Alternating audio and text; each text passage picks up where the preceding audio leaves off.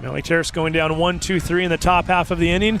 Gabby Calhoun for the second time today on the bump. Throws the first pitch to Dana Eby. Strike one called. Eby wearing the number 5, playing right field today. Should point out, Vince, that, well, first and foremost, Eby is a freshman. Was getting the lineups from the Ferndale coach, and we didn't have much time to do it. That's what makes these softball games interesting. Once we get 15 minutes, the back-to-back game, you don't know who the team is until the game is over, so you really can't scout or get lineups ahead of time. But I was getting the lineups, and Ferndale 20 wins and 1 loss on the year. 1 loss on the year, I should say. Only 1 senior on the entire team. That's crazy. So this is a very young team. I mentioned Eby, a freshman. Her sister, Erica, is going to be batting further on down the lineup, and she's only a junior.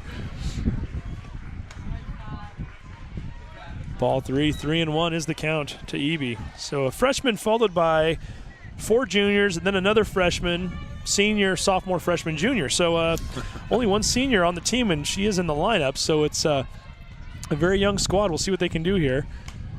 Fouls that one off. Full count to Dana Eby. Freshman versus freshman. Yep. Not bad for a couple of 5s out there, too. A couple of 5s. Not bad for a district playoff game, round 2. Usually most students are happy just to make a team their freshman year, let alone playing a big game like this. See which number 5 comes out on top. It's going to be Eby as she draws ball 4. Trots on down to first base, and that's going to bring up the junior, Scarlett Nineheis. Nineheis wearing the number 22, also playing left field in this game.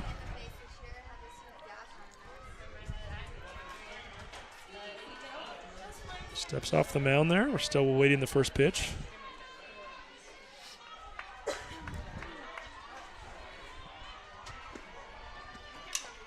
Tries for the bunt, fouls it off. Strike 1 to Nineheis.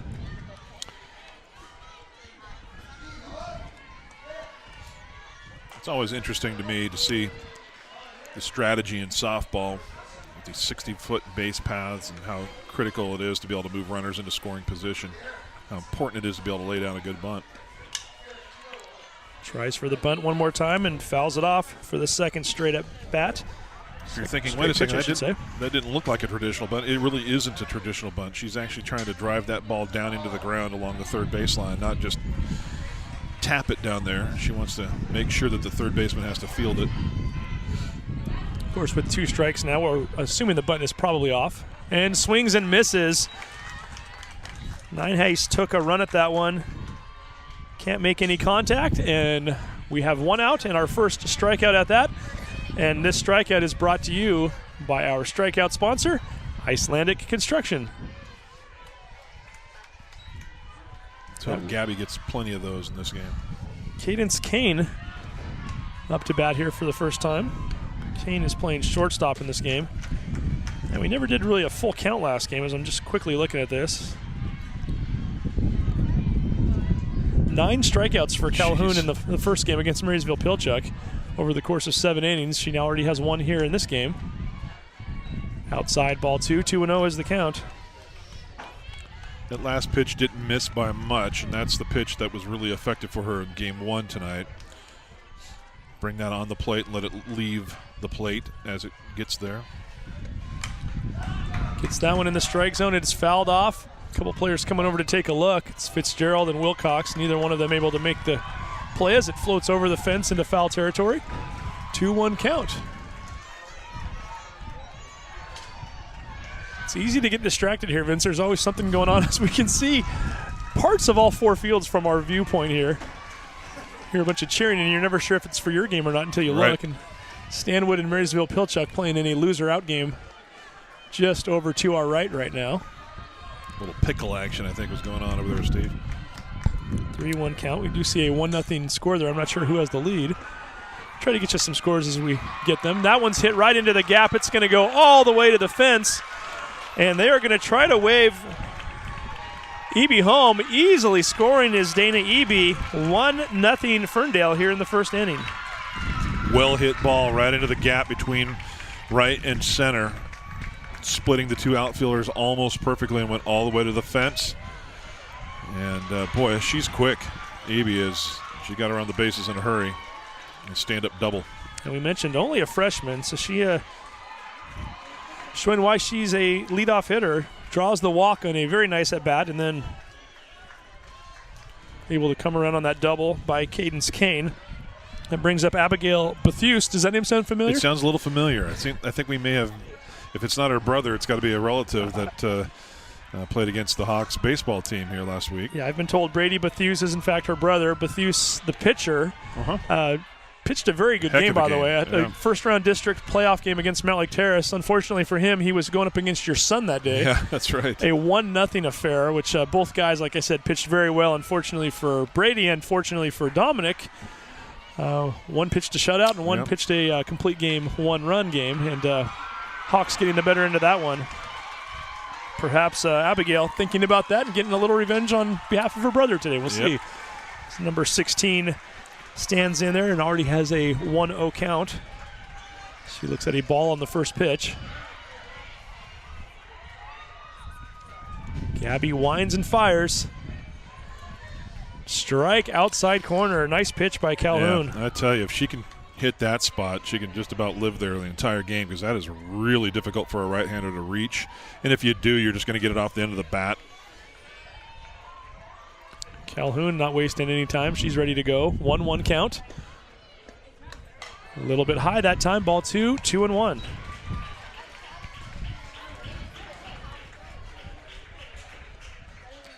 When that pitch is effective, Steve, she starts it on the plate and it finishes off the plate. And the batter's just kind of frozen. She certainly has her work cut out for her in this game. We mentioned it before. 20 wins for Ferndale, 1 loss. 6 of their last 7 games, they've scored at least 12 runs in each game. Huge number of runs for this team. And, hey, usually you score 12 runs in a softball game. Yeah, you're probably going to win the game. A lot of times you win by 8 or 9. The Hawks do need to keep them off the base paths and prevent them from crossing the home plate as often as possible. Unfortunately, Ferndale's already done that once this inning. Nice snag by Christensen. Did they say she caught it? No. She fires over to third, and Harder drops the ball as she went to make the tag. And on the play, Kane sliding in safely to third. Bethuse is going to end up at first. For a moment there, I thought maybe Maddie might have caught that ball. I guess she just trapped it in the dirt there. Nice play by Maddie. But let's be honest here, too. She saved a run. Yeah. Because if that ball gets past her, Kane would score easily. So Kane on third, Bethuse on first.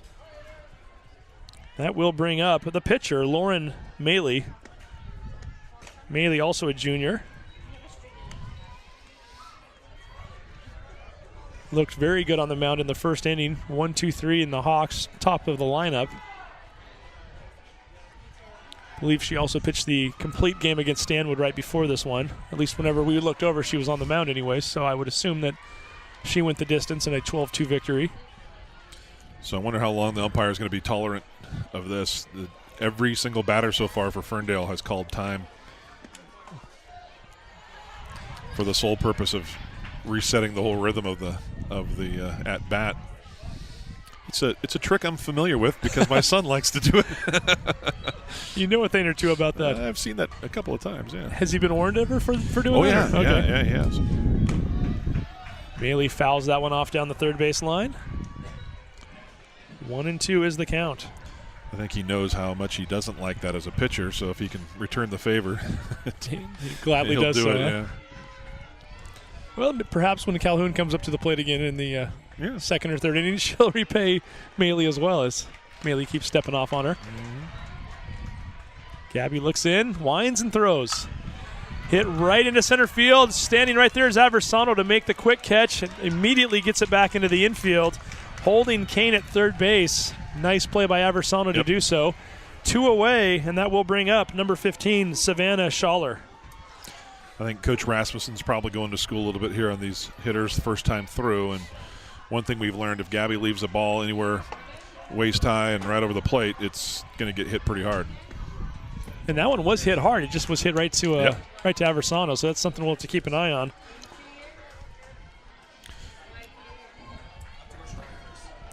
And Schaller also a freshman, so we've seen 2 freshmen and 4 juniors to the plate so far. The coach wants me to get faster first. Schaller fouls that one off, 0-2 count. So here was where Gabby needs to be smart with the pitch.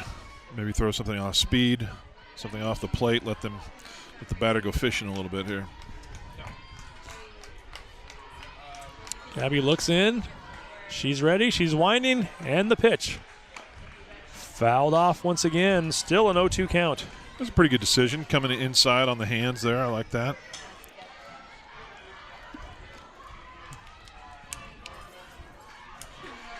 Schaller is the third baseman in the field.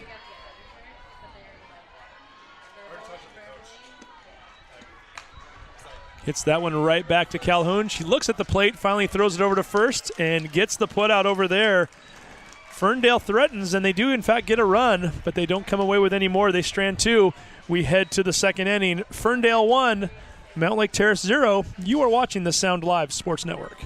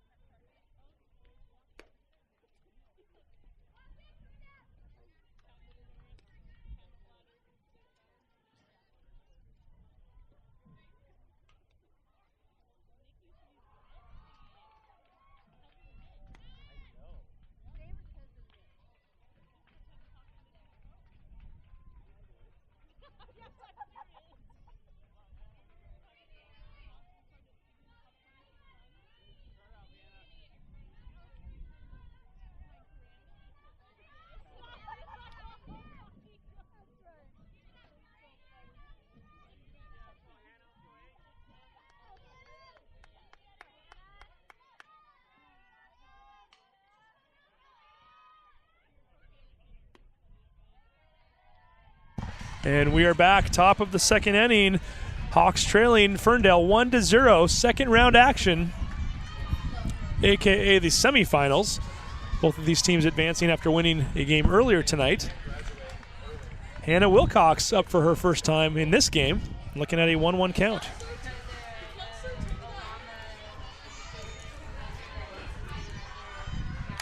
Wilcox hits that one into the air. And it's going to go up above us and foul 1-2. Pretty good breeze out there. We're talking about that between the games, that this place does pick up a pretty good breeze here. And Wilcox hits that one into left field. It's going to bounce right in front of the left fielder. That's Nineheis out there playing in left.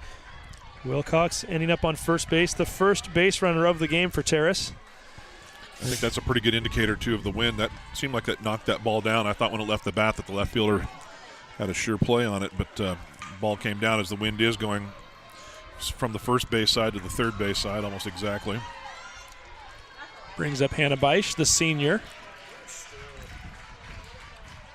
Beisch swings at the first pitch, strike one, an immediate throw over to first. Getting back very easily is Wilcox. Westford to the catcher, just making sure that she's staying honest and keeping her over there. 0-1 count to Hannah. Outside ball 1-1. Interesting at this point that Maley is really coming with the fastballs against the Hawks' power hitters. Swung on and missed, strike 2. Just throws that one right by Beisch. Yeah. Challenging her, because I can tell you right now, if Hannah gets a hold of that, she doesn't even have to get all of it. It's going to go. Yeah, we saw her come close a few times in that first game. Swing and miss, strike 3. Second strikeout of the game for Maley. That will bring up the center fielder, Amanda Aversano. really good pitching sequence there from Maley. The only downside for that, I think, for her is that she might think that she can blow that ball past Beisch in the future, and I don't think that that would necessarily be the case. I think that Beisch is capable of adjusting. Aversano takes the first pitch high and outside, ball 1-0. Not sure Amanda's used to this now. She came up, 3 times in a row in the last game with the bases loaded. The bases aren't loaded. Only one batter or runner on this time. Strike, outside corner, 1-1 is the count.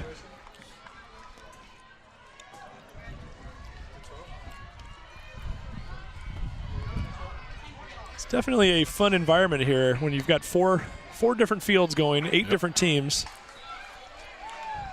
And with the games being as significant as they are, everybody's out here. A lot of the students supporting their fellow classmates, parents, family members. Very good crowd here, and that is another strikeout as Aversano swings and misses.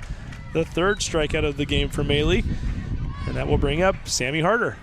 I'm not so sure that that was a strike either, that she's got a really nice ball that comes up and stays up, and the problem is that you can actually see that one, and it's probably pretty tempting to swing at. But, you know, first time through the order here for the Hawks. Right down the middle, strike 1. She may not see as good a pitch as that to hit again. And the junior has been very impressive so far. We figured she would be, and she's not disappointed. Strike 2.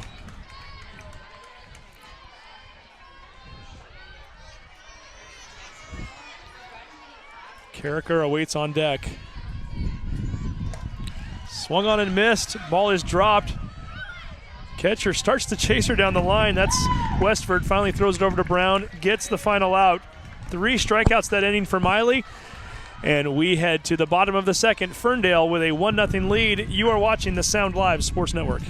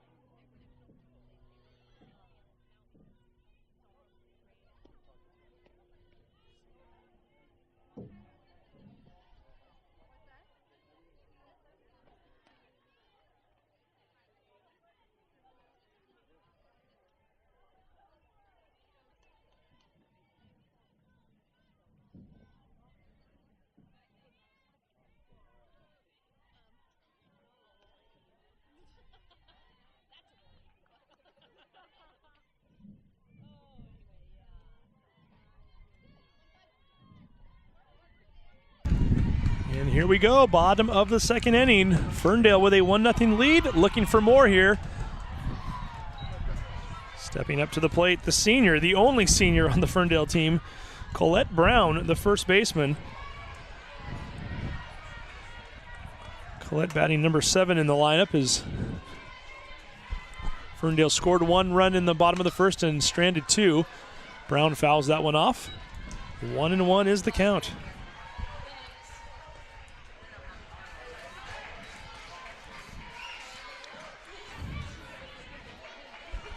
Be interesting to see what happens through the second time of the lineup. We know in the first game, Calhoun was breezing right along the first time through, and it almost felt like some of the batters made adjustments the second time as she gets the easy out on Brown on that play. 1-3, and that is the first out of the inning, and that will bring up the designated hitter, Erica Eby. You're exactly right, Steve, and that's what good hitters do. They talk to each other in the dugout. They share information as much as they can. And if the pitcher's not going to make an adjustment, then the pitcher can get in trouble, second or third time through the lineup. And I know that it would appear that somebody's calling the pitches from the Hawks dugout. I'm not sure if it's head coach Rasmussen. It appears it's one of the assistant coaches. And that might be helping Calhoun a little bit here. Right back to Gabby again. Oof. Throws that one a little bit high, but Fitzgerald makes the catch. Second straight put out by Fitzgerald on a hit right back to the pitcher, and that will bring up Drew Westford, the catcher.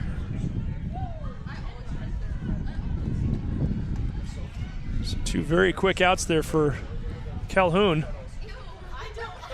Much better inning so far than the first inning was, where she gave up the 1 run and left 2 others on. Catches the outside corner, strike 1. 0-1 is the count.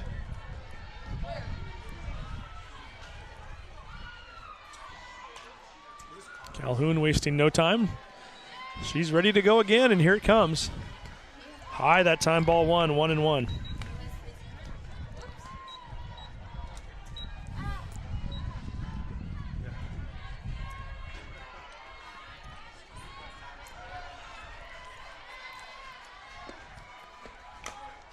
Chopped, pitch. Foul, 1-2.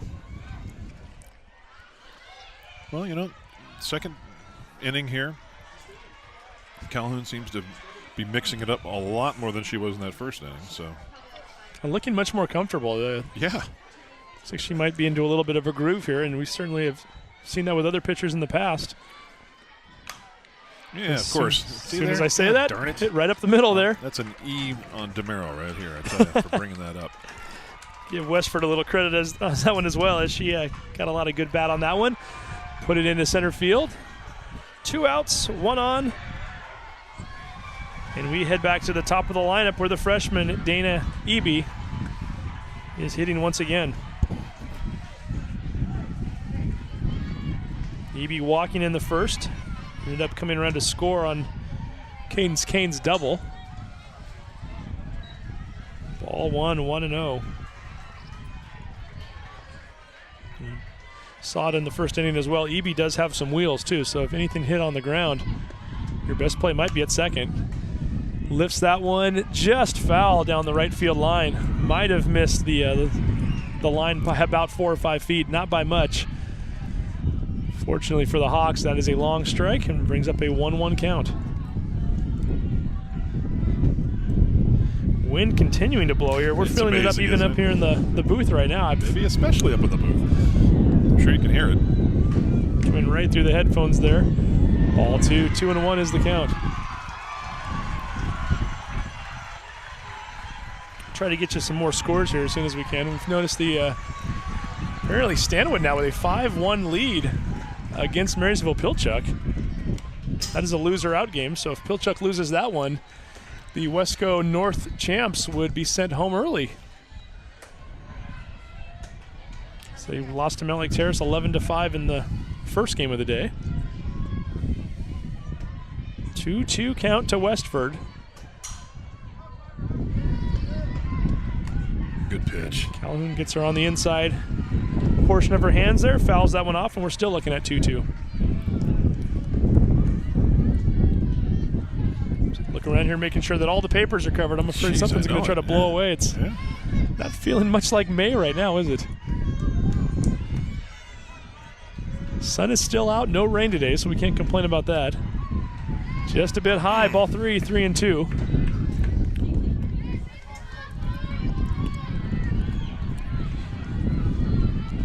Very reminiscent of the last at bat for EB.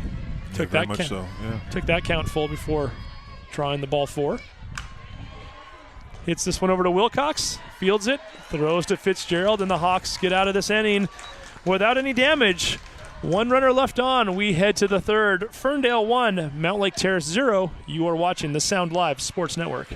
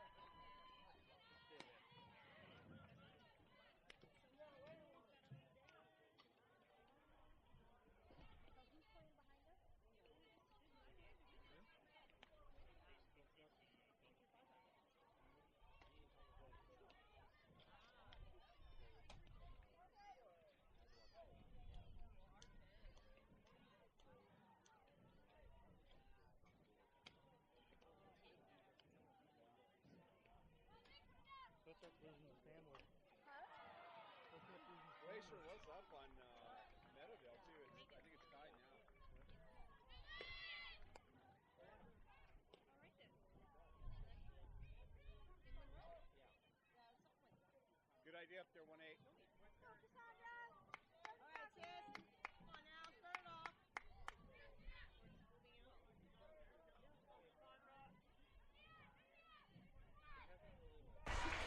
And we head to the third inning of action. Ferndale wearing the blue jerseys, holding on to a 1-0 lead so far. Thanks to a double by Cadence Kane that scored Dana Eby in the first inning.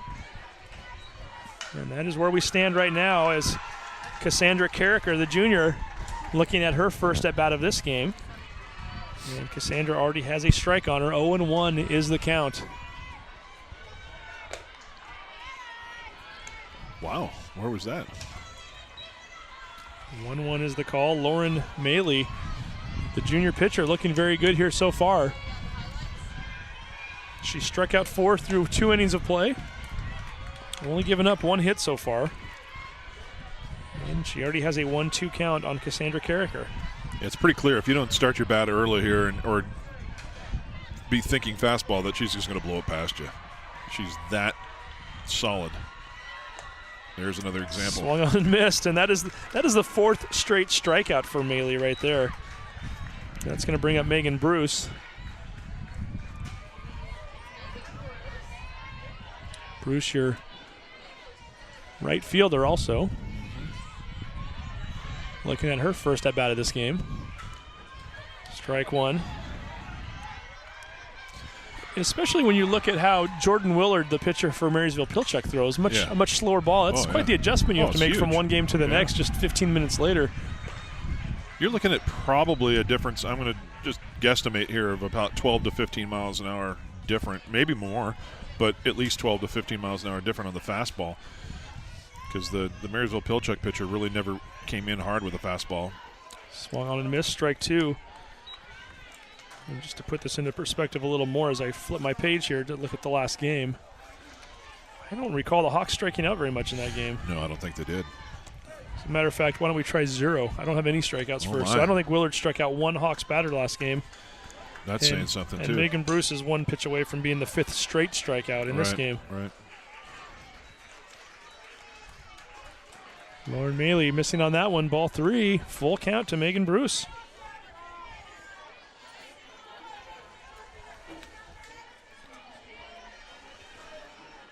Ooh, and that one hits her. Megan. It hit the end of the bat, believe it or not. Wow.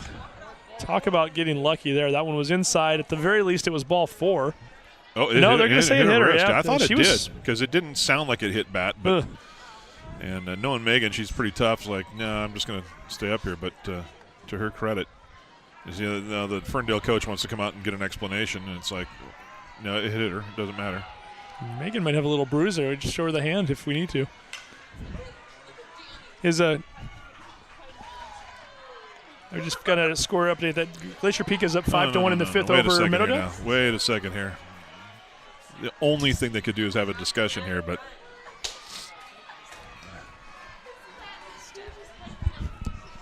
it clearly got hand. It doesn't matter if it got hand and bat. If it got hand, it's hit batsman. It should be. Yeah, let's see what they do here. Perhaps the umpire's going to go look at Megan's hand at this point. He was right there. Megan's showing him exactly where on the hand it hit her. Yeah.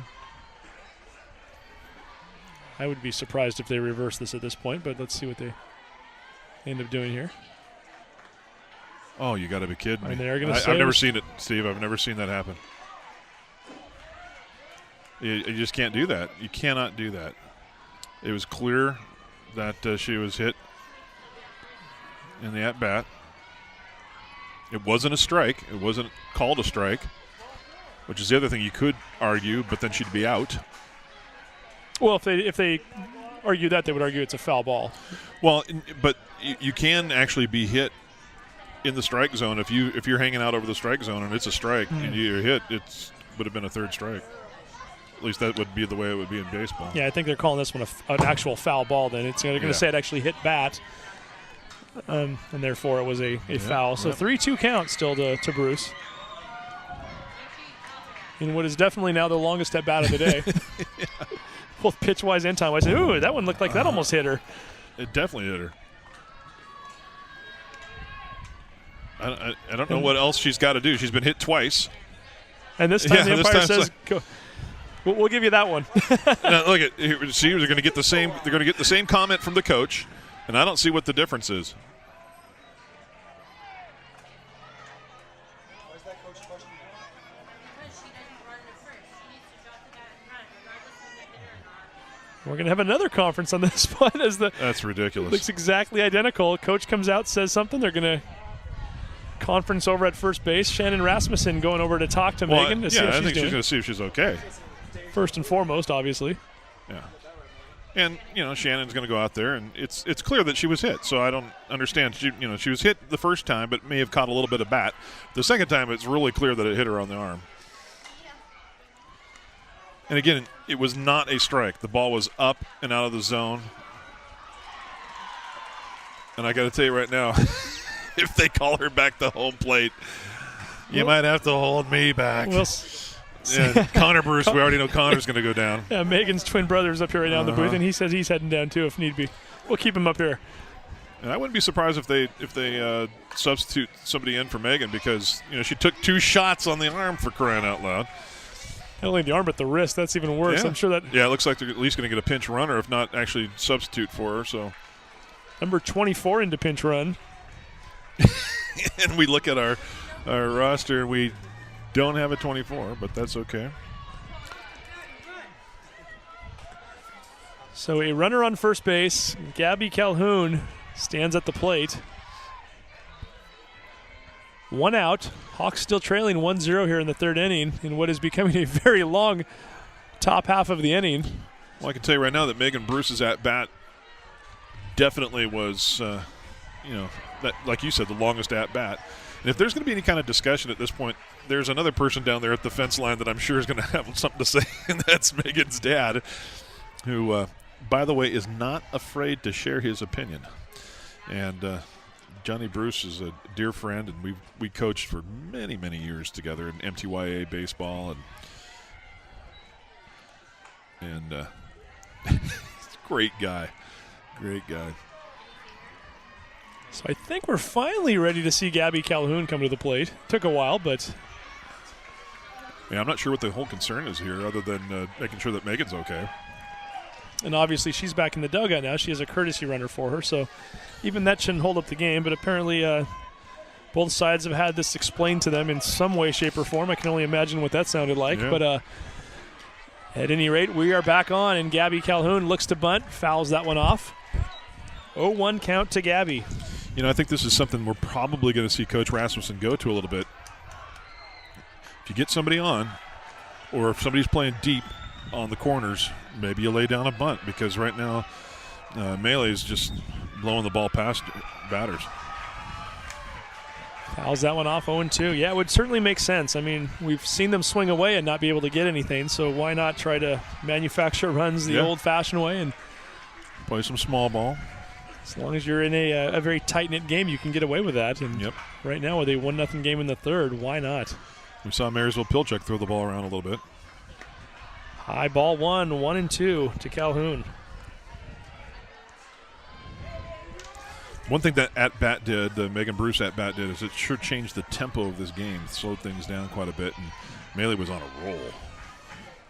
Talked a lot about in strike 3. I was just going to say we talked a lot about Calhoun's pitching today. We haven't mentioned her bat. She's, as a freshman again, batting .419 on the year, on-base percentage of .513. Right. She is the leadoff hitter, so certainly a young lady who can play some ball. And her first trip to districts, and I'm certainly thinking it won't be her last, as Gabby does, in fact, strike out on that play. 6 strikeouts now already in this game for Maley. It's amazing, isn't it? Through 2 2/3 innings. So that's 8 outs, and 6 of them have been strikeouts. One player who didn't strike out last time was Ashley Fitzgerald. She grounded out to third base, and she's up for the second time, and she's quickly looking at 2 strikes. So that's the first pitch I've seen that just seemed like it was up and out of the zone that's been called for a strike. Check swing by Fitzgerald. Didn't quite go around. Ball 1-1-2. That pitch was a better pitch, I think.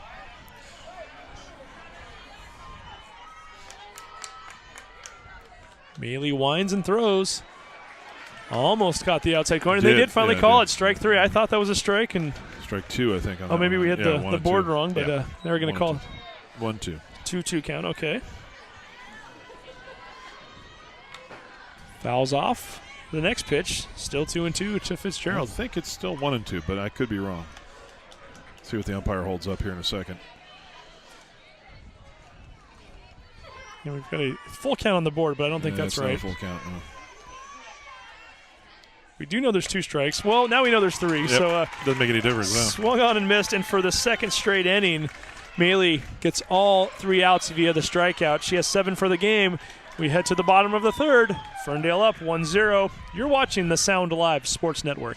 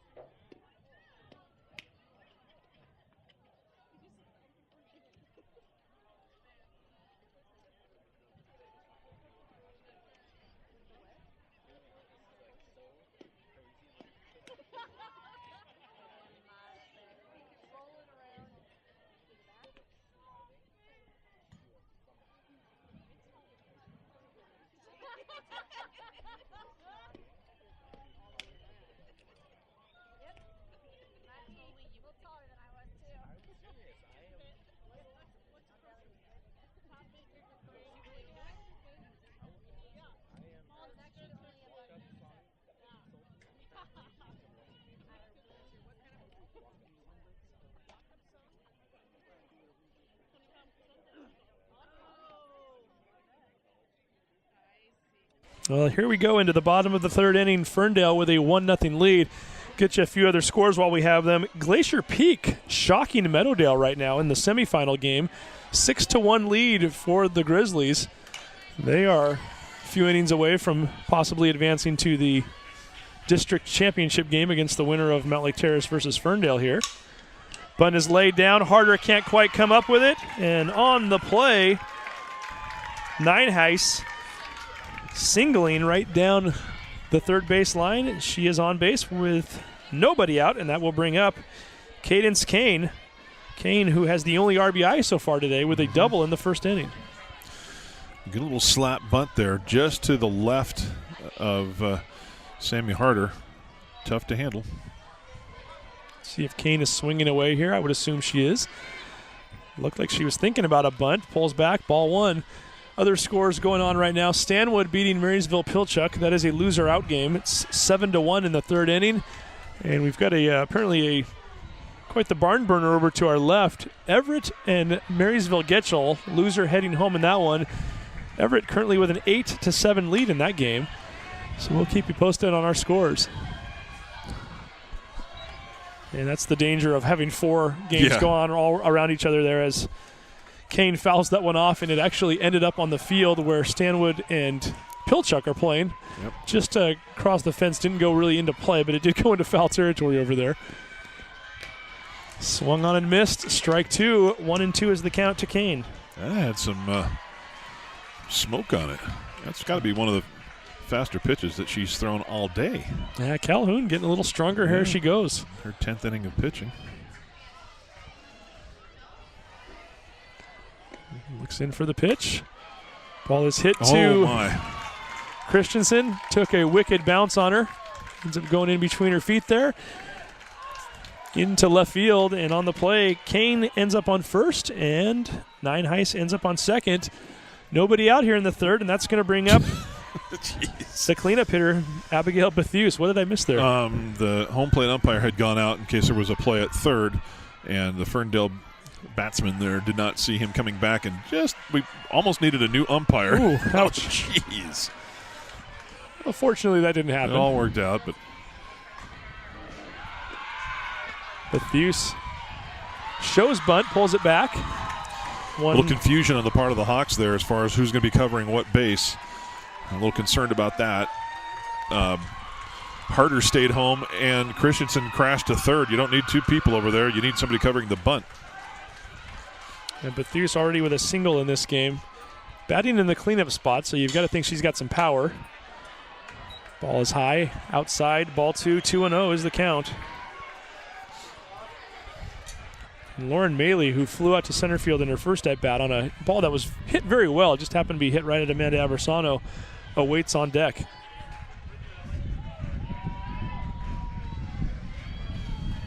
Gabby winds and pitches.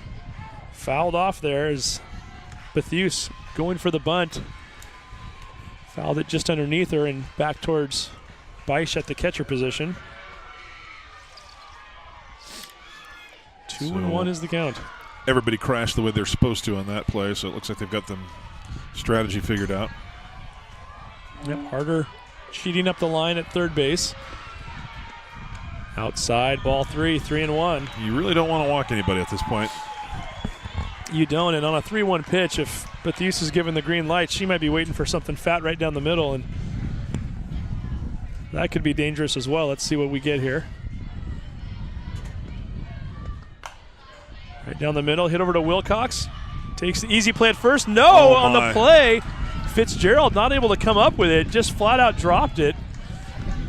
And the bases are juiced with nobody out, and that's going to bring up the pitcher, Lauren Maley. You know, I don't know how we would have scored Harders if that's an error or not. It was a really awkwardly hit ball. I don't think you scored Christensen's as an error because it was just a sharply hit ball that took a wicked bounce. But that last play, that's an error. And there's no other way around it. Great play by Fitzgerald, and then, the second baseman there, and Wilcox, yeah. and then just a miss on the catch. I don't know why that was that big of a problem.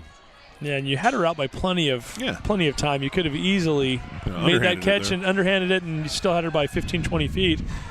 And there should be one out with runners on second and third, and instead you've got bases loaded and nobody out. And the way Maley's pitching right now, you cannot let Ferndale get too far out ahead of you here. You need to get out of this jam somehow. And the way she's hitting, you don't want to leave something fat on the plate here. Let's see if Gabby can help herself out here. A little bit. No, they're going to call it outside corner strike. Pitch. Like I said earlier, if you can be consistent with that pitch, it's almost impossible for the batter to get to. Maley looking to help her own cause here right now. Swung on and missed. Strike 2. That is a tasty changeup and a timely pitch. Gabby took a little something off there, and it looked very sweet. 0-2 is the count, and this would be a huge strikeout if she can get it. The freshman, Savannah Schaller, awaits on deck. Schaller grounded out back to the pitcher in the first inning. High ball 1-2. Yeah, any out here without scoring a run changes the complexion of the inning dramatically. Not that you're out of trouble, but there's light. Ball is hit off the tip of the bat. Fitzgerald coming home, gets the play as Beisch tags home plate. That's as good as a strikeout, right? You get Absolutely. Get the lead runner out. That's exactly what you're hoping for. So Nienhuis is retired on the play. Interesting here that the Hawks are choosing to kind of play up in the infield. Little pinch runner here for the pitcher. Was that the pitcher? No, I don't think so. The pitcher was on first. So okay. I think, okay. So Maley that would have been first. Okay. Maley was over on first base. So Kane is on third right now. Bethuse is on second. Pinch runner on first. Or courtesy. Courtesy assuming, runner, yeah. right. Oh, of course. So they're not pulling Maley out in this one. We wish. Wouldn't that be nice? Yeah. I'll send that down to the umpire and see if we can get that one to happen. If only, yeah. So bases are still loaded. Savannah Schaller, we mentioned a minute ago, only a freshman, coming up here in a very crucial at-bat. Grounded out to Calhoun on the mound in the first inning. We could use that again right now. Sure. Ball 1 high is the pitch. And Calhoun is already rearing and ready to go for pitch number 2. Let's see what she can do here. Hits it right back to Calhoun again. Gets the play over to Beisch. You got over it. to Fitzgerald. Yes, and you they bet. call her out. 1, 2, 3. Double play to end the inning. Bases loaded, nobody out, and the Hawks get out of it. We head to the 4th. Ferndale 1, Mount Lake Terrace 0. You are watching the Sound Live Sports Network.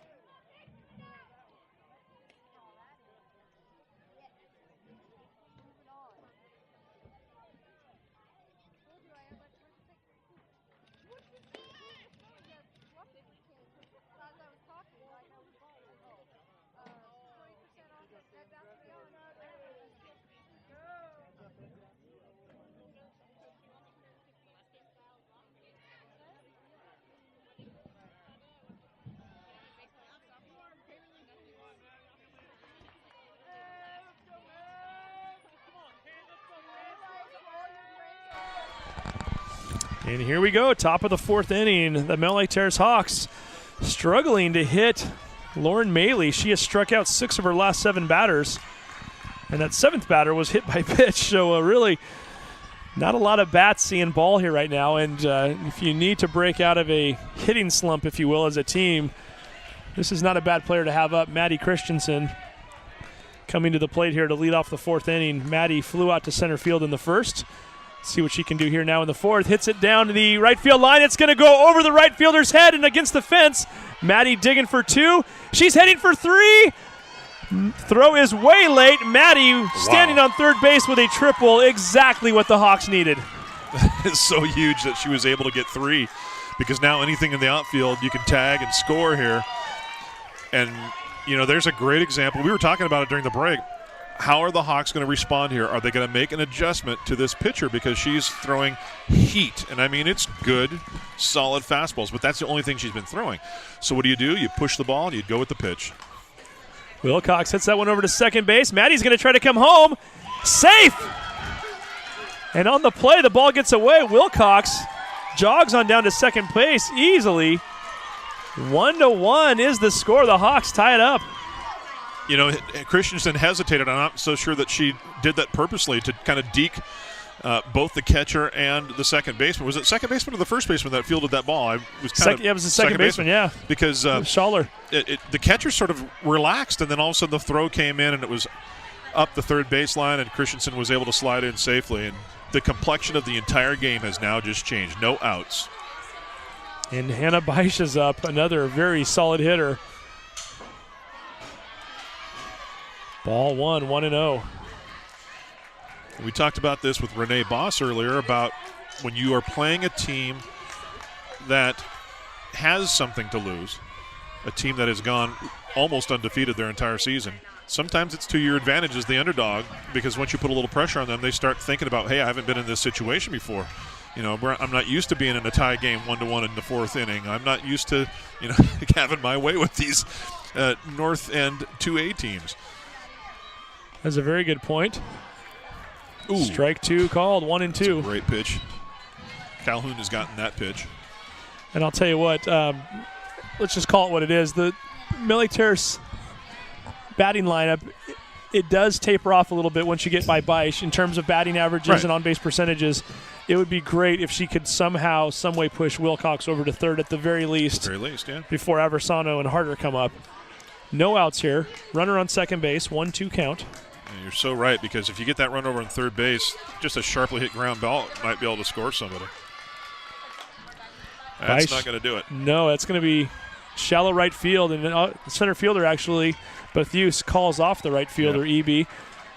Makes the easy put out, one away. But you did see something there from Beisch that is encouraging. And I mentioned it earlier. She is a batter that will make an adjustment, and she just did. She was trying to hit behind the runner there and just happened to get the bottom half of the ball and popped it up. But here's the true test of this team. Can the bottom half of this order get to melee? Aversano puts down a very nice bunt. Schaller fields it, throws over to first base, and Aversano does the job. She moves Wilcox over to third. Exactly what they needed right there. But now it's going to take a base hit, but you have set the table for Sammy Harder. And Harder did come up big in the first game, have 3-run double in the first inning. And what that does there also is it means that any kind of a passed ball or a wild pitch, if it gets away from the catcher, Westford, then it could potentially score Wilcox from third base. Swung on and missed. Strike one to Harder. Man, that is just good solid heat, isn't it, Steve? She is something else. She's really firing it there today, and the Hawks have not been able to catch up to it for the most part. 0-1 count. Strike two. Inside corner, very nice pitch. First time she's kind of mixed it up inside-outside here. It'll be interesting to see where she goes here. I wouldn't be surprised if she tries to get Sammy to chase something. Yeah, no need to throw it over the plate right now. She does, however, and Harder lifts it into center field. Bathius floats over, makes the catch, and gets the put out. However, the Hawks even it up here in the top of the fourth. We head to the bottom half of the inning, all tied up 1-1. You are watching the Sound Alive Sports Network.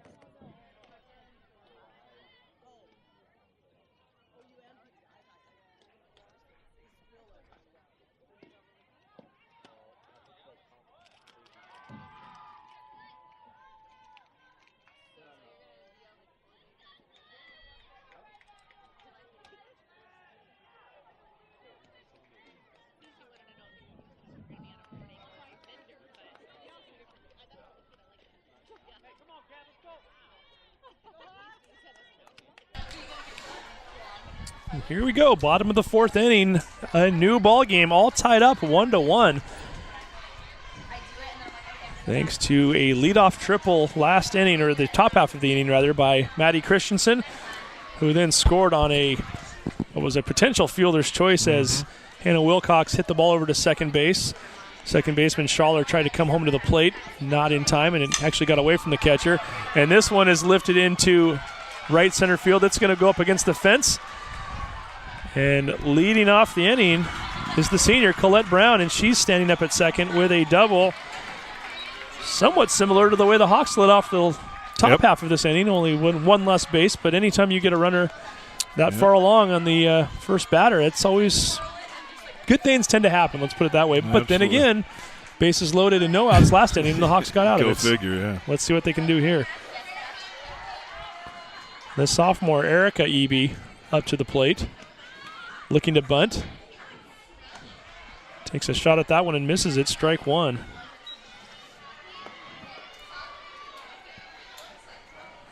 Eby followed by Drew Westford, the catcher. Eby in her first at bat in the second inning. Grounded out back to Calhoun at the mound. Takes another shot at that one and misses once again. And quickly, Eby looking at an 0-2 count. Nice job by Calhoun. And one thing that Calhoun is doing more in this game than she did in the last game and is letting the ball elevate a little bit. Big strikeout. There you go. Down goes Eby, the second strikeout of the game for Calhoun, and that strikeout is brought to you by our strikeout sponsor, Icelandic Construction. One away, and that will bring up the number 9 hitter, Drew Westford. Westford singled in the second inning.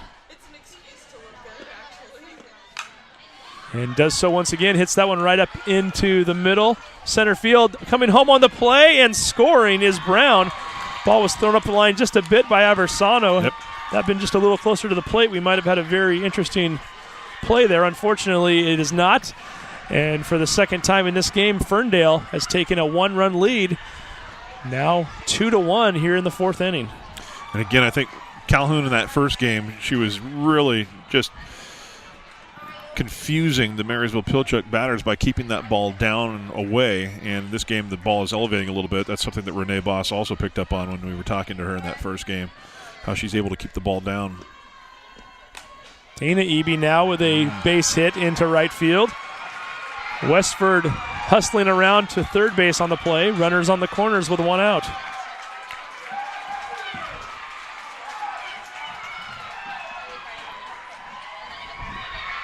So first and third, only 1 away. Thought maybe there was going to be a play on that ball, and Coach Rasmussen's going to come out and have a little chat here with her infield and her pitcher. Thought that maybe Fitzgerald had a shot at making a play on that ball. Wouldn't have been an easy play, but it certainly wasn't hit that far away from her. You're right. You never know, though. You get caught leaning in one way or another, and looks like there's going to be a pitching change, huh? Yeah, as Gabby Calhoun is throwing her last pitch of the day, apparently. Got a few players making adjustments right now, and I'm guessing we're going to see Christensen play here, though. Maybe not. So Calhoun's going to go to the outfield. Aversano's coming in. I'm not sure. She's not on the pitching staff, is she? No, she is not. I'm wondering what they're going to do here as well. So you're right. Calhoun now playing center field. Oh, Aversano at first base, which means we're going to have Ashley Fitzgerald pitching. Okay, that makes sense, yeah. I know Renee Boss told us that she thought Maddie Christensen might have been warming up a little bit pregame, right, anticipating that she might be pitching here, but instead they go with Fitzgerald, so we'll see what the sophomore can do here. Fitzgerald, a nice sophomore year on the mound as well. She's not new to the mound. She's pitched 26 innings this year. Kind of looking over here briefly. Only 11 earned runs, so fairly good ERA. 21 strikeouts in 26 innings, and has only walked 7. So we'll see what she can do here as she comes in relief, and not exactly coming in an ideal situation either, with runners on the corner and only 1 out here of a major district playoff game. And, another thing that she's going to do is give the Hawks a little bit different look, left-hander coming out. And, Ferndale does have a couple of left-handed bats, so that might be a nice little different look. You never know. So we should point out, too, while we're got a little break here, Thursday, Mount Lake Terrace is back here, and we are back again. I'm looking over to Angelo Como to get the confirmation, and he's shaking his head yes. So, Vince, what are you doing Thursday? Well, I'm not sure yet. I might be here watching some softball. I don't know. There's a couple other things going on in the old DeMero household this week, so I'll have to kind of check in with she who keeps the calendar. Well, fair enough. Well, I'll tell you what, either way, Angelo will be here and I will be here, and we'll get you caught up on what that means and what the schedule looks like after this batter here. We should start pointing that out a little bit. We'll give you the win and lose scenarios for that. Scarlett Nineheis up again. Takes a shot at bunting on that one and misses it, so strike 1. And Fitzgerald off to a good start here on the mound. Yep. It's interesting to see if they continue to try this. With a left-handed batter up there, not quite sure what just happened. I'm not either. The two umpires are going to confer here real quick. She definitely attempted to bunt that ball. So if they're discussing whether it was a strike or not, it's pretty obvious that she kept the bat out there. Yeah, so to get you caught up here real quick, if the winning team here in this game will play one more game on Thursday, and that will be the district championship game, and that game will take place at 6 o'clock. If Mount Lake Terrace wins this game tonight, we will be broadcasting that game at 6 p.m. So I think the question might have more to do with who's up to bat right now. Is that the correct batter for that you have in the book at that point? According to my book here, yeah, Nineheis should be up, right. and she in fact is. Sorry, I didn't mean to interrupt you, but I think Shannon was coming out. Swung on and missed, strike 2 by Nineheis. So championship game, 6 p.m. if Mount Lake Terrace comes back and wins this game. If Mount Lake Terrace is not able to win this game, they will have to win 2 games on Thursday in order to make it to the state tournament the following week. and it's a loser-out scenario. So if they were to lose the first game, there wouldn't be a second game. Right. That first game in the losers bracket, if Mount Lake Terrace loses tonight, would be at 4 p.m. on Thursday, right here on these fields. And strike 3, nice job by Fitzgerald, striking out 9 Heiss, and that strikeout is brought to you by our strikeout sponsor, Icelandic Construction. If that is the case, if Mount Lake Terrace is able to win that first game in the losers bracket at 4 p.m., they would then play in the third place game following that one, and that would be the game that would determine, and that we're going to say that we've got a very similar scenario to what Megan Bruce had earlier. Only that hit the bat that time. Yeah. Did it, though? Oh, yeah. Boy, yeah. Looked like it was close.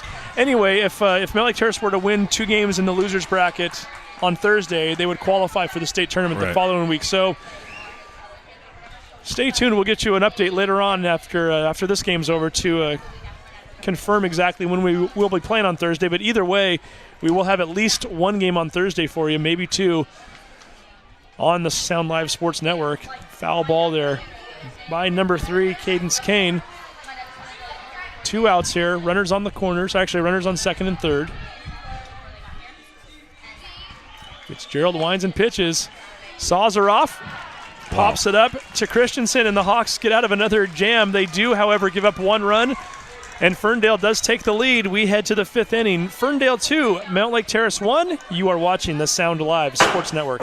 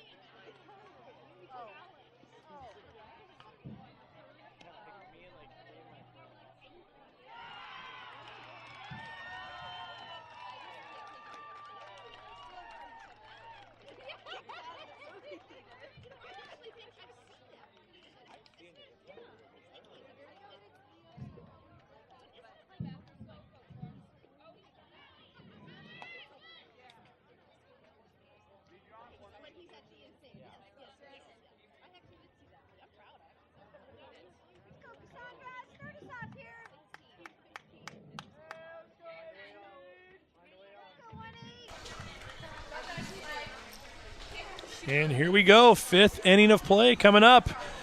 The Mount Lake Terrace Hawks, much like last inning, heading into this at-bat down by a run. That worked out pretty well for them initially as Maddie Christensen led off the 4th with a triple. This time it's Cassandra Carricker at the plate. She's going to lay down a bunt. Just foul as by the time Westford picks up that ball. Yep. He's already in foul territory, and Carricker coming back to the plate after a 0-1 pitch. Carricker striking out in her only other at-bat so far in this game, back in the 3rd.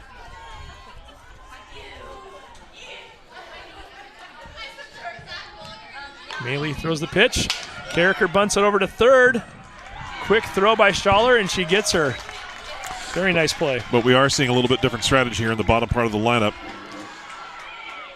And am I right? Is that Megan Bruce back out there? Looks like Megan Bruce is back out there. Re-entering, yeah. Good for her. Couple hits to the hand in her last at bat. Oh, we just got a tweet there. Jack Pierce just tweeted, and TK Johnson sharing this with us. Matt Jensen and Mikey Jensen both qualifying for the Golf State Championships. Nice job by those 2 Terrace Hawks. Yeah, brothers, huh? I understand that right, TK? The brothers are going to state, is that right? That's pretty sweet. Ken Jensen, you better be celebrating tonight. I tell you, I've known the Jensen boys for a while, and Ken and their whole family, and their older sister who's a Hawk.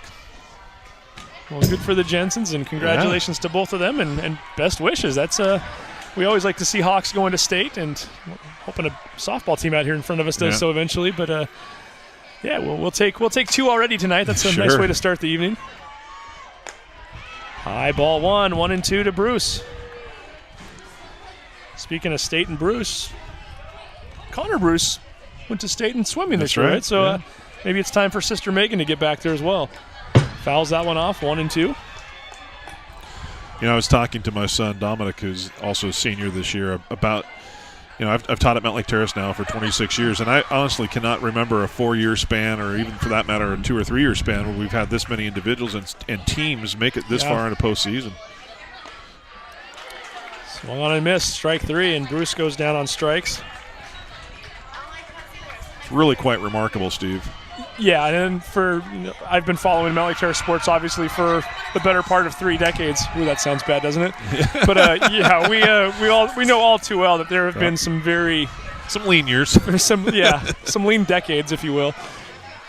Swinging and missing is Calhoun, strike 1, and to watch the number of teams and number of athletes that have done it just in the last, like you said, it's really the last 4 years. I've had a chance to cover them for 2 years now, and it's pretty remarkable, and I hope this is something that's not just a flash in the pan, if you will. Maybe, right. I mean, we've got some great coaches at that school. Obviously, a lot of it can be attributed to some of the youth leagues that are going on around there right now, and some of the work that coaches and parents have been doing, and it definitely pays off, and it's been a lot of fun to watch, and always a thrill to see those kids get that chance, and I hope it continues.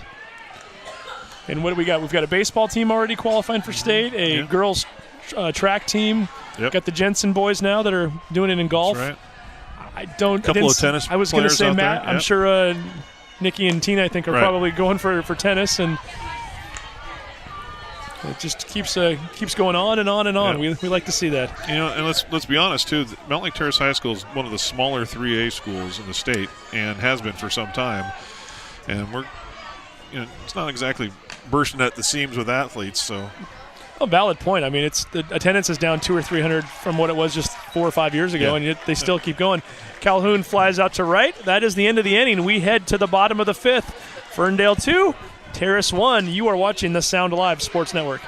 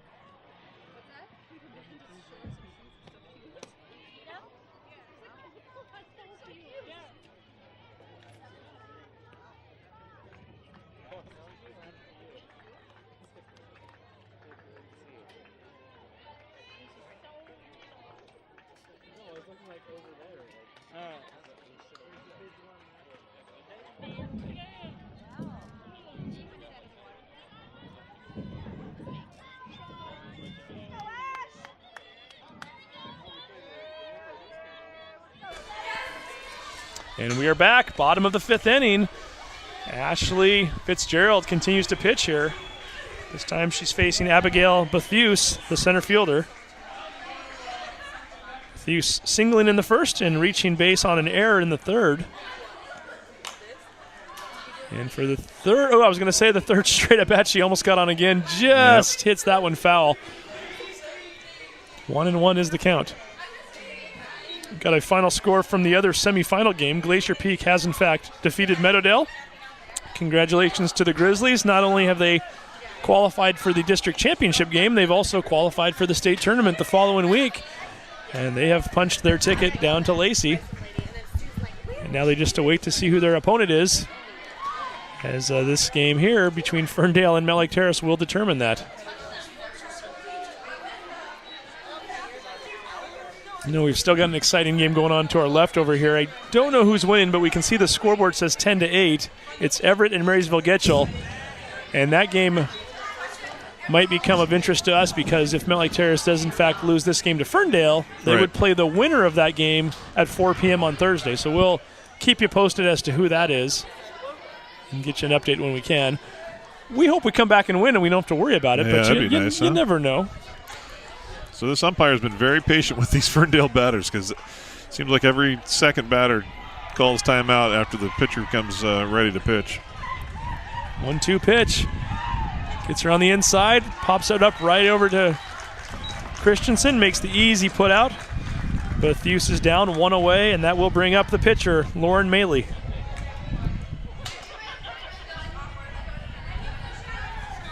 Second straight batter that Fitzgerald has got on the inside handle there. That's just popped a very easy floater over to shortstop where Christensen awaits it. Maley takes that one for a ball, 1-0.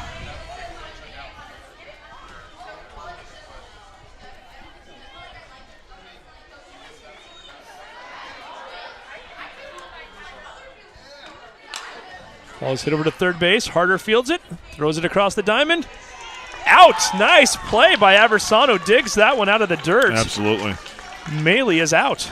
That is not an easy play. And Aversano, who we know she's got glove in out in the outfield there when she's usually at center field, and flashes it over there at first as well. Quickly, there's 2 away, and that's going to bring up the freshman, Savannah Schaller. Schaller floats that one out of play there along the first baseline. Foul ball, strike 1. So the Hawks are down to their final 6 outs. In the 6th inning, this is where it could get good for the Hawks. This is where they really need to do something. Fitzgerald, Christensen, and Wilcox will be the first 3 batters. So stay tuned for those next 3 if Fitzgerald can get out of this bind here in the, I shouldn't say bind, but if she can get out of this inning and get the Hawks into the 6th with only a 1-run deficit, it could get very good. Absolutely. You know, that's been the part of the lineup that's done the most damage this year for Mount Lake Terrace, so we'll see what they can do. And Schaller lines that one past a diving Christensen into left field for a base hit. Just good hitting there, and nothing you really can do about that defensively. Carricker keeping the ball in front of her. Keep that to a nice long single. Still 2 outs. It's kind of been a little bit of an Achilles heel for the Hawks today. Once they get to 2 outs, seems like things get a little interesting. And there's another example. As soon as you say that, the wild pitch is that one is thrown in the dirt and gets by Beisch, and on the play, Schaller heads on down to second base. So you go from a runner at first and 2 outs, now somebody's in scoring position. You just got to be real careful what you do here. Brown, who doubled in her last at-bat. She is the lone senior on this team.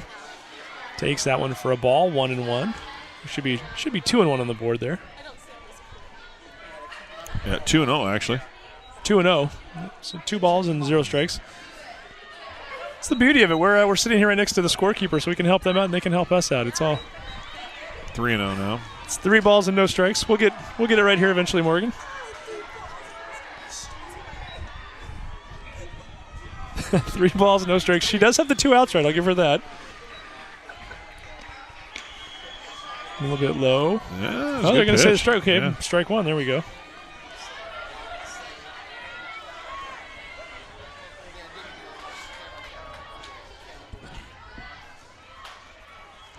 Gerald winds and throws in the dirt. Ball 4. And on the play, Schaller is going to head on down to third. Slides safely as ball was almost an interesting play there. As initially it looked like she was going to easily get down to third. Almost fortunately for the Hawks, the ball took a very quick bounce off of that backstop and went right to Baishu. Fired it down to Harder, but just not quite in time. So Schaller ends up down on third on the pass ball. Brown ends up on first on a walk. This ball is hit to Wilcox, underhands it to Aversano, and that is the 3rd out. So danger averted there as the Hawks get out of a jam. Ferndale leaves 2 stranded. We head to the 6th inning. Score, Ferndale 2, Mount Lake Terrace 1.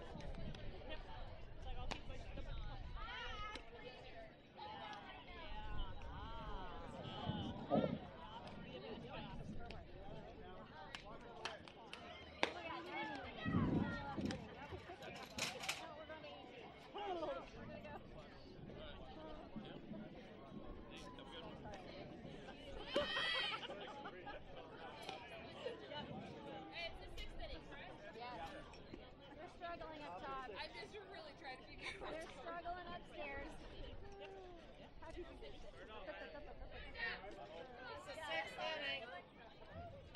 Okay? Yeah. Yeah, it could be. Right. Let's go, Ashley. Help yourself out here. Go, 7. 7. Any way you can. And here we go, 6th inning of play. Ashley Fitzgerald stepping up to the plate, taking the first pitch, ball 1-0. Fitzgerald grounding out to third base in the first inning, striking out in the third. Started off this game as the first baseman, and now she's the pitcher, trying to help her own cause right now. And outside corner pitch, strike 1. Boy, that was close. I think everybody was a little bit shocked on that one, as umpire really heard it from the Mount Lake Terrace crowd on that play. Fitzgerald fouls that one off, 1-2. So Maddie Christensen on deck. Hannah Wilcox follows her. I mentioned the Hawks are down to their final 6 outs, and this is the part of the order that has generated the most runs this year so far. Fitzgerald checks her swing, doesn't quite go around. 2-2 is the count.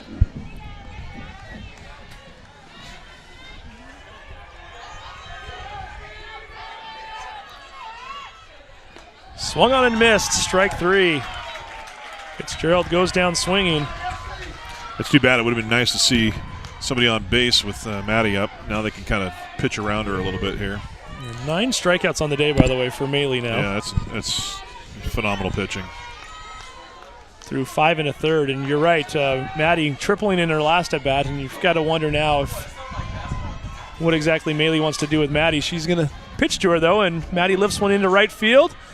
Coming in to make the play is Dana Eby. That is a huge out for Ferndale, and they know it. Yeah. You've probably just seen Christensen, potentially bat for the last time today with only 4 more outs. So to get her out of the way, that's a huge out. And like you said, it's up to Wilcox now, and then Hannah Beisch behind her. Depending on what they do, the Hawks might be down at the lower part of the order in their final at-bats in the 7th inning. Right down the middle, strike 1. 0-1 is the count to Wilcox. Wilcox singling in the 2nd inning and getting on base on a fielder's choice, an RBI fielder's choice, I should say, in the 4th inning. Fouls that one off, and quickly she has an 0-2 count as that ball hits the shed right up above us here. The roof, I should say. I'll wake you up if you're not ready for it, I'll tell you. I thought I was ready for it, and I'm wide awake now. That makes quite the impact there. 0-2 count. Wilcox hits that one off the tip of the bat and almost dropped by Schaller. She snow cones it out of the air, and it is a quick 1-2-3 inning. The last thing the Hawks needed. We head to the bottom of the 6th. Ferndale 2, Terrace 1. You're watching the Sound Alive Sports Network.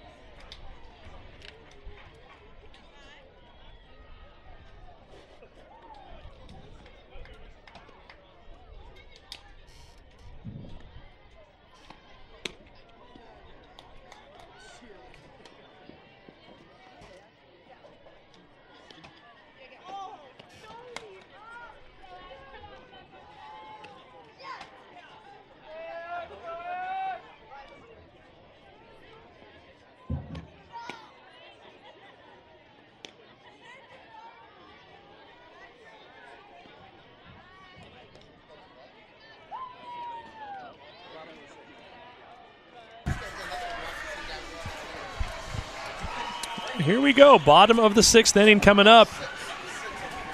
Ashley Fitzgerald continues to pitch for the Hawks. She came on in relief back in the 4th inning and has done a very nice job thus far, trying to keep Mount Lake Terrace in this ball game.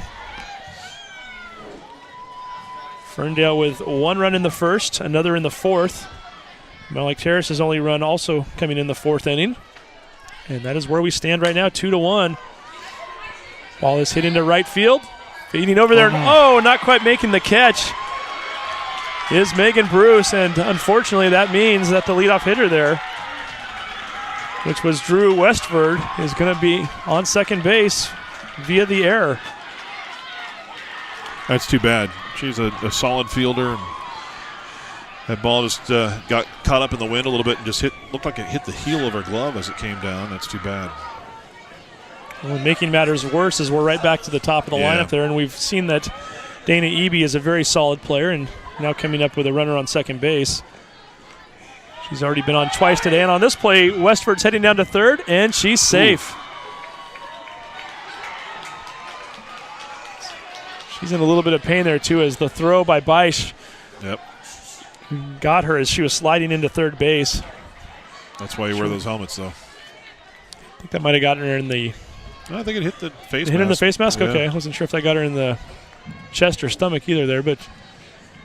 Yeah, the Hawks have given up too many bases here on errors and passed balls. And they're, it's remarkable that they're only down by one run, but they've been teetering on disaster in several innings. And here's another example with no outs, runner on third. It should be one out and nobody on, and unfortunately now with two errors there, it's runner on third and nobody out, and we'll see what the Hawks can do here. As Eby walking in the first inning, she later came around and scored. Grounded out to second in the second inning, and she singled in the fourth. And oh, by the way, we know she's got some wheels. We saw her come around to score that first run in the first inning. Yep. She's now looking at a 1-1 count. This might be one time in the game where 2-1 count. 2-1 count, yeah. This might be one time in the game where you do look to maybe go down to third and see if you can catch a runner sleeping a little bit. Oh, and that ball gets away from her, and here comes Westford in to score. That's huge. Sliding safely, and talk about manufacturing a run. You get to second base on an error on a ball that you hit to right field. You then get to third on a passed ball, and wild pitch for the run. Yep. That's demoralizing, too. You just don't want to have that happen to you at this point in the game. You don't want to give up anything, and there's no outs on the board, and you've given up a run. And they haven't hit the ball safely yet. Eby hits that one to second base. Wilcox makes the easy catch.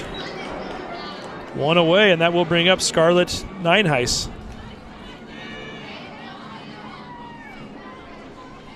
It was going to be a tough enough go of it with the Hawks needing one run in the seventh inning. Now they're going to need at least two just to stay in this game. She mentioned Beisch, Aversano, and Harder are your next three up in the top of the seventh inning.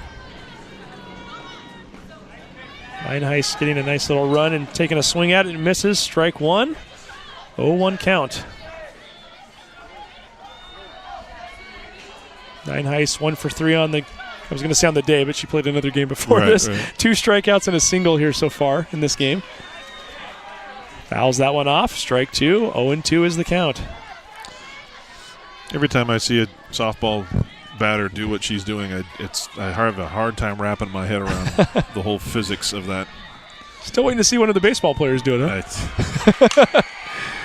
It's that one foul right at Sammy Harder. Still looking at an 0-2 count. For one thing, Steve, I know that in baseball, and I would assume it's true in softball as well, but if you are out of the batter's box and you hit the ball, you're out. And there are a lot of times when I think the softball players are well out of the box. You get a little more like leeway, that. I think. And Nienhuis lifts it right where they ain't, so to speak, as that one just goes right over Aversano's head. Wilcox took a shot at it as well and just perfectly placed that one in between all three players, as Bruce couldn't even get to that one from a right field position. And Nienhuis with a very nice single gets on there, and with only one away, that brings up Cadence Kane, the junior. Kane already with 2 base hits today, as well as an RBI. Looking to give her team a little more breathing room here in the 6th inning. Already holding on to a 3-1 lead. And I think if I'm looking out at our outfield here, and I see now Calhoun's taking a couple steps back, but I think I'd play a little bit deeper at this point, keep everything in front of you, not let anything get past you at this point. Tried to check swing that, couldn't quite do it, and it wouldn't have mattered anyway. It was a strike. Yeah. Nice pitch, 0-2 is the count to Kane. Am I right in saying that Kane hit a nice little gap shot at one point? She did back in the first inning. That scored Eby. Hits this one over to second base. Nice stop by Wilcox to Christensen. Ooh. Unfortunately, the relay not quite in time, but the nice out at first, or second base rather, gets the lead runner. There's 2 away. Kane ends up on first, and that will bring up Abigail Bethuse. Got that lead runner, though, and the Hawks have to do everything possible to not give up any more runs at all in this inning. And they've got work to do. Yeah, they will need at least 2 runs in that inning just to stay alive here. Ball gets away from Beisch one more time. It was in the dirt on the play. Heading down to third or second base is Candace Kane. Yep, in scoring position. And we've seen this play out already. We just don't want to see that runner get any farther here on the base paths. Fitzgerald looks in, ready to throw. Bethuse lifts that one down the first baseline into foul territory and just out of play to where nobody can reach it. I think the other thing that's important that you keep in mind too, with 2 outs, sometimes that gives the runner and the offensive team the advantage in terms of if there is a close play, the runner's already going hard. It's not like they have to hold up for anything. Here comes the pitch. Swung on and missed. Strike 2. If Ashley can coax another little whiff of the bat here, that would be wonderful. Here comes the pitch. Hit into right field. Bruce goes back and makes the grab for out number 3. That was close. Almost floated over her head. Give Megan some credit there. Woo! We can all breathe a sigh of relief now. And that is the final out of the 6th inning. We head to the 7th. The Hawks need to get something going. They trail 3-1. You are watching the Sound Live Sports Network.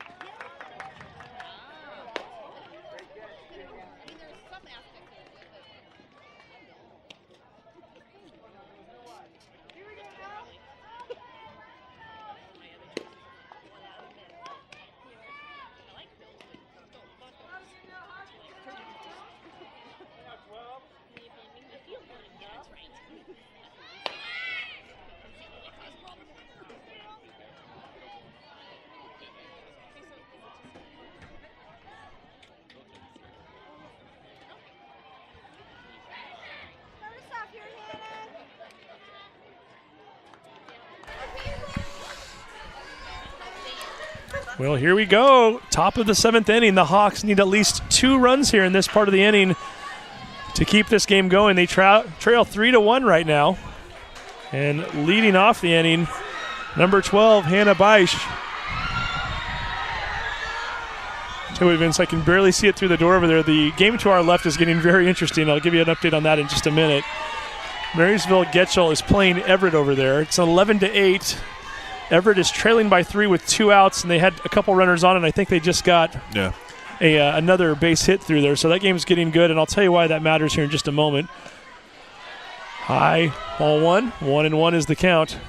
If the Hawks are not able to come back and pull this win off, they will play the winner of that game over there between Getchell and Everett at 4 p.m. on Thursday, a game that we will broadcast right here on the Sound Live Sports Network. Fouling that one off is Beisch. 1-2 is the count. Hannah is due. You know, she hasn't, I don't think she's hit safely in this game, has she? Looking down at your strikeout in the 2nd, and she flew out to center in the 4th. Yeah. And she's done her job as far as making adjustments. Hits that one down the 3rd base line into foul territory, where it lands between 3 players, and she gets another shot at it. You just never know, do you? That was, you know, the one place that nobody could get to. I saw that in a Major League game the other night, too, in extra innings where a ball was hit between the second baseman, the right fielder, and the center fielder, and all 3 of them were just hustling to get to that spot, but that was the one spot on the field where the little can of corn could find its little resting place. It happens on all levels in this game. Baseball and softball. Strike 3. Nice pitch by Maley there right down the middle. Just fooled Beisch on that play. One away, and that will bring up Amanda Aversano. And to see a good hitter like that looking at a strike 3, and she knew it. Aversano striking out in the second, grounding out in the fourth. Outside ball 1-0 is the count.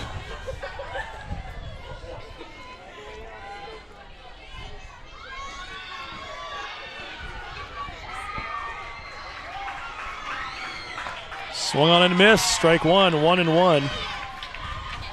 So really, if Mount Lake Terrace loses this game, I guess to break it down and put it in its easiest form, Mount Lake Terrace then becomes one of 4 teams left in the losers bracket. Right. 3 of those 4 teams are going to end up seeing their season come to an end on Thursday. It's essentially a 4-team tournament, if you will. One team will win that tournament. The other 3 teams are done for the year. So Mount Lake Terrace will play either Marysville, Getchell, or Everett. Strike 3, Aversano strikes out, and the Hawks are down to their final out. In the other game, it will be a Meadowdale, probably a Meadowdale versus Stanwood matchup. If Stanwood continues to lead Marysville Pilchuck, it's 10-4 in the 6th inning. And Meadowdale, by the way, a very good team, a team that we didn't expect to see in the losers bracket. So it's Mount Lake Terrace, if they are able to win that first game at 4 o'clock, if they do in fact get Meadowdale at 6, they're going to have their work cut out for them. As Harder looks at a strike.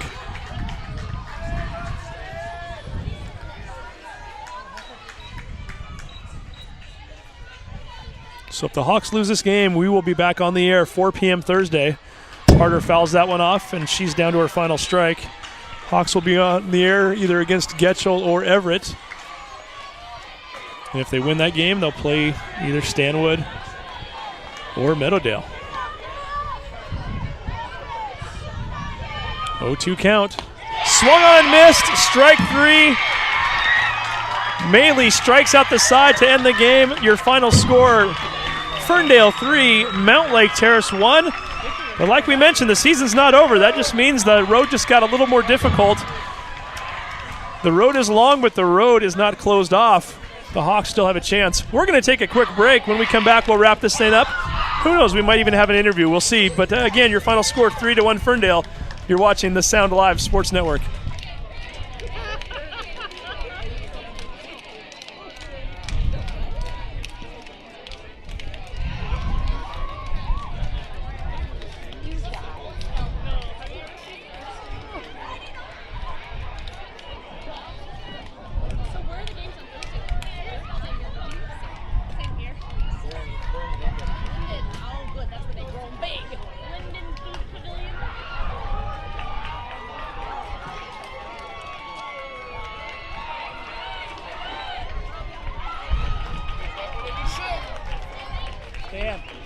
Dan, they just intentionally walked the last 2 batters to load up the bases with 2 outs.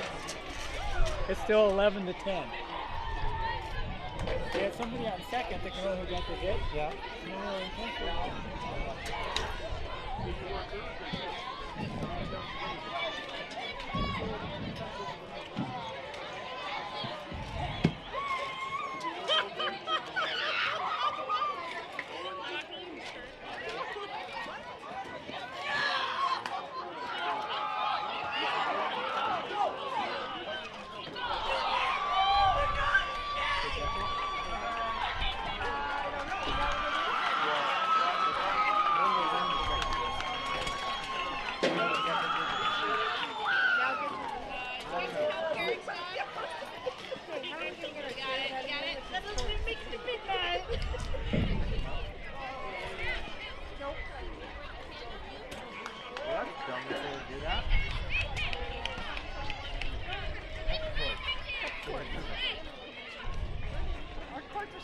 Amanda, go photo them up.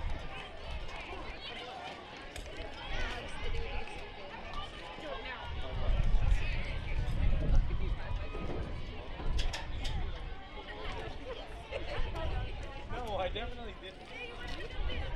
Not for $5.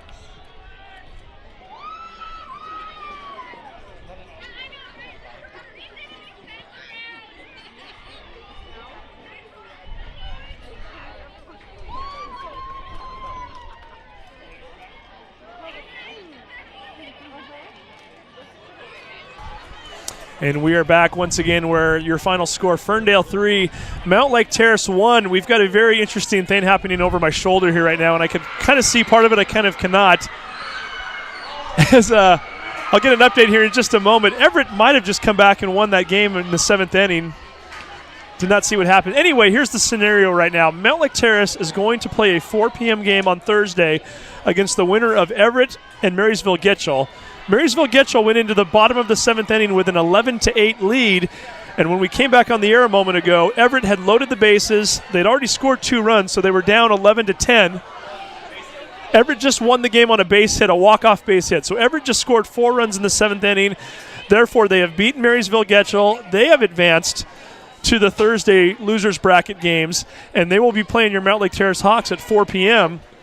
So I'm doing this on the fly because we didn't know Everett was going to be our opponent as they miraculously came back in that game.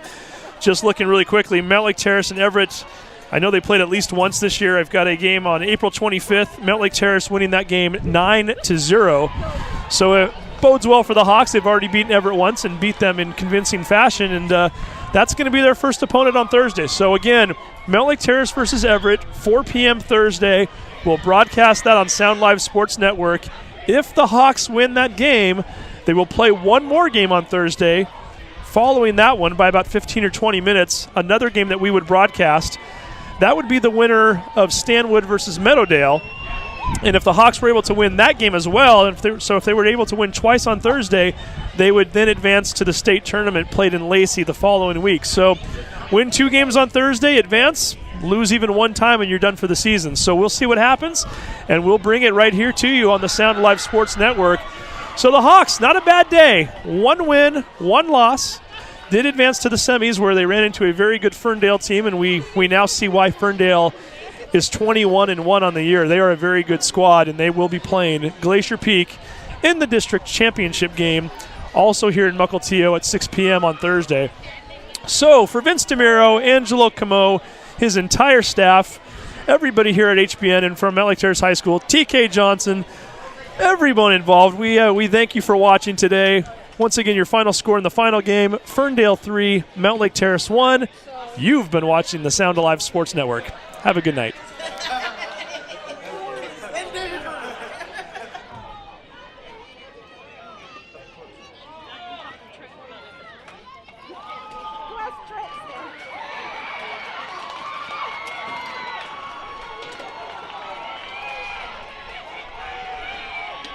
Steve.